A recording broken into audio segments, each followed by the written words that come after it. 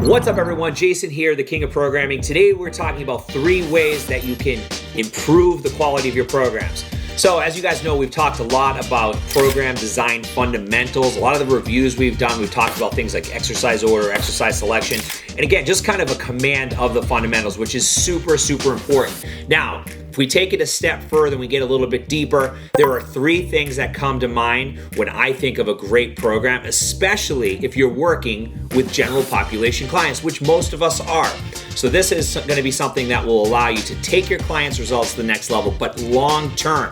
We're not thinking about 90 days. We're thinking about months, years down the road. Keeping the same clients for years is the hallmark of a great coach, and not having to be out there in the marketplace trying to find new clients all the time. So, number 1, we are talking about writing a program that includes both strength and hypertrophy work, but also conditioning. Now, a lot of you might be thinking, well, how can you do it all? Can you really improve both strength and hypertrophy and conditioning in the same program?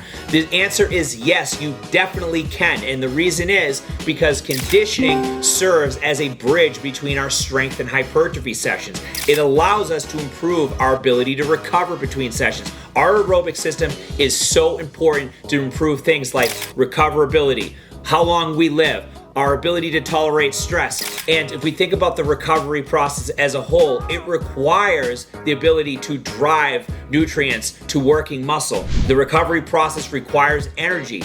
All of these things are driven through the aerobic system. So having an intact aerobic system is super important to maximize not only just your longevity as a trainee or from the coach perspective for your clients' end result, but also to ensure that they get the most from their strength training and hypertrophy. So every program in my mind should have some level of aerobic conditioning in it. And this is a form of concurrent training. We're essentially trying to train multiple qualities of fitness within the same week. Now, a side note to this, when we have someone train both strength and conditioning in the same week, it gives them some diversity. They're not just lifting weights or going in for max load or trying to have, push themselves in terms of reps and reserve. It allows them to do stuff that's slower, more sustainable, and a little bit different. So it gives them the feeling of more novelty, which again is a piece to the puzzle for compliance. So that is number 1.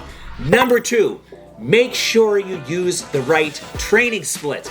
If I was to run into 10 people on the street right now, 8 of them would be a good fit for full body training. And why is that? Because most people need to learn how to do the foundational movement patterns, our squat, our hinge, our lunge, our push, our pull, our carry, and they need to learn how to do them well before we can push things like intensity of those movements. This is going to allow people to get access to those movements on a consistent basis. In a full body split, we typically would say 3 sessions per week, and allow them to reinforce good motor patterns. In addition to that, it allows people to recover better between sessions because there's less overall volume in each session. It's spread out over the course of the week. So a lot of benefits to full body training. Now, is this the split for everyone? Definitely not. But we want to make sure that we reverse engineer what is the optimal amount of days our client can train.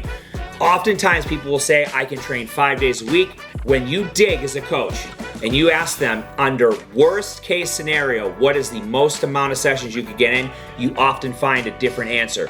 Dig for that information. Getting people into a split where they can have higher levels of compliance is the second step to keeping those clients long-term and progressing them long-term. So that is number 2. Number 3, and this is something that I use with every single program I write, is using a process. I know it's probably not rocket science. You're like, yes, use a process. However, I find that most coaches are writing workouts and not training programs. They are different things. When we use a systematic process, we can plug in the right split, we can plug in the right methods, we can plug in the right exercise selection, and this applies to both strength and conditioning modalities. So when you use a process, it allows you to make sure those things are spread out correctly in a week. We're allowing enough recovery between sessions. We're considering things like the nervous system. We're considering what types of soreness might exist from each day of training. And this allows us to look at the programming in a week view. So you're not writing workouts. Anyone can get workouts. Any idiot can make any idiot tired. You're a professional coach. You want to be an elite coach. You need to use a system to do that. So that is it for today, guys. Hope to see you guys on the next review. And until then, results are king.